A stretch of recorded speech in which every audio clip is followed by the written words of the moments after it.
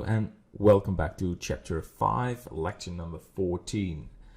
So we've completed the dirt effect on the roof, on the plaster brick and the wooden planks. And what I like to do in this lecture is focusing on the window frames or the window itself. So I like to import a background image and start creating the glass. And in the other lectures we make the frame, and after all we import this in the building. So go to the front view and deselect the building. I open my folder, window, and I have this window image, and I import this in Blender. One size should be good by default. And let's disable the building for a second, and later on we will import this this window in the camera, in the building collection. So go to add, mesh, plane, and call it window. And put the window right there, and I press RX90. So we rotate this window by, or this plane by 90 degrees. Go to the tab mode, to the edit mode, and we are in the vertex mode. And for some reason it stops casting. And scale the vertices. Let's do something like this.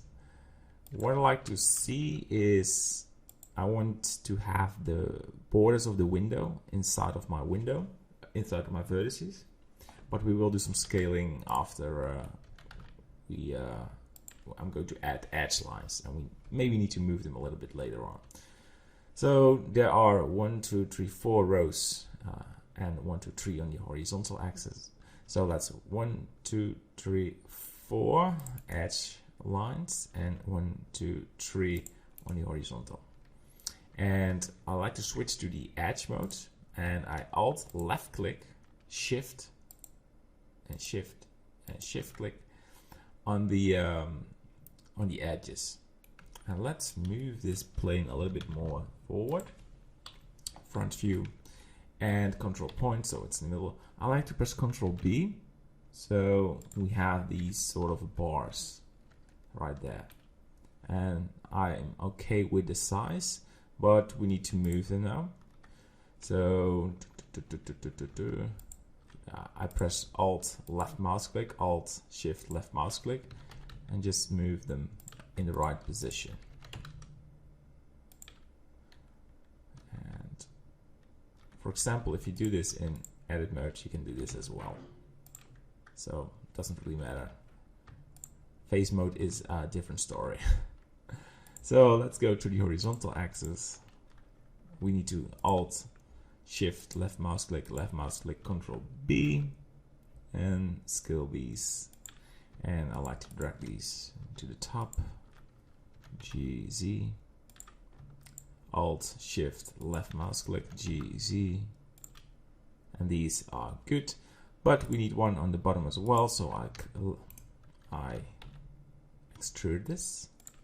Alt left mouse click, E, extrude it and move it on top. And I Alt Shift left mouse click on these rows and move them downwards. So Alt Shift left mouse click, GZ, and move them up, move these upwards. All right, so we should have this frame, and we also want the left and right sides. So it's just the same. You extrude it, GY, this GX, GX. There we go. Don't move them by hand, because that will change the coordinates. It will be not straight in line. Extrude GX, and there you go. And Alt Shift left mouse click, and you can drag these back. Alt Shift left mouse click. And now we have this design. So I go to the face mode, and I like to remove these faces.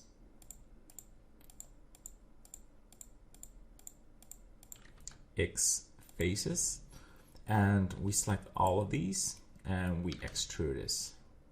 Not too thick, not too thin, something between it. All right, I like it. Next thing you do is adding edge lines in each square. Oh, you want these. And there you go.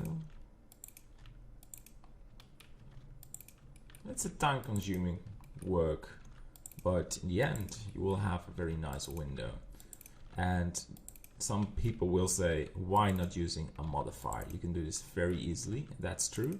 But you saw the move. I had to move my edges to get these in line with the background image.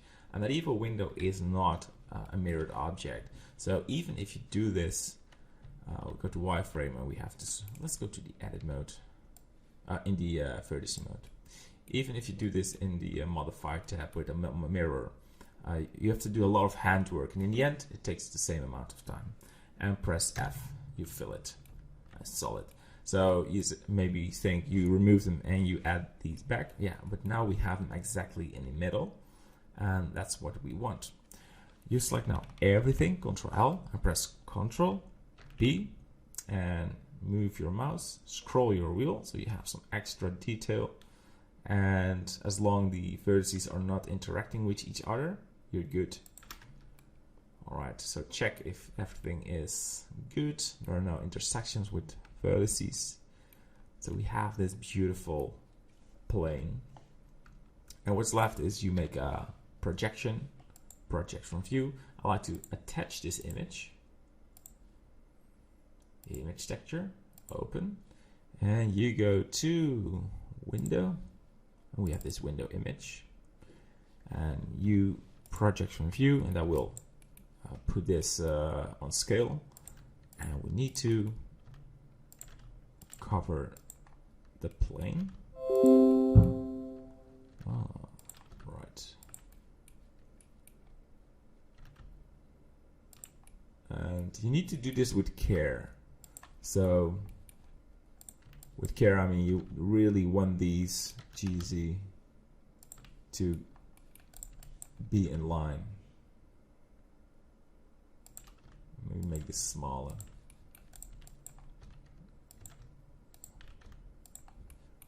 Because you will duplicate this window, and if it's just rushing work, it's really a pain for all the work you spent on this modeling, and that's not worth it.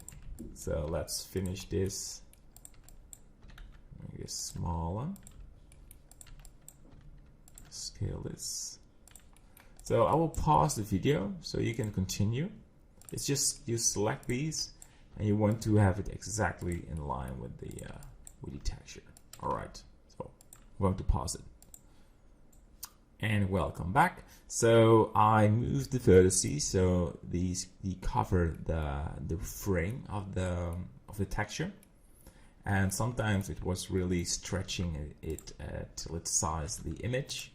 But it won't have a huge effect on the overall look. So if I go to the render view, it looks like this. We have to do some material editing to make it look shiny, but I'm really happy with this result. And yeah, in the next lecture we will continue to work on this. We also need to make the wooden frame, so a lot of things to do, but it's exciting, and yeah, let's continue. Bye bye.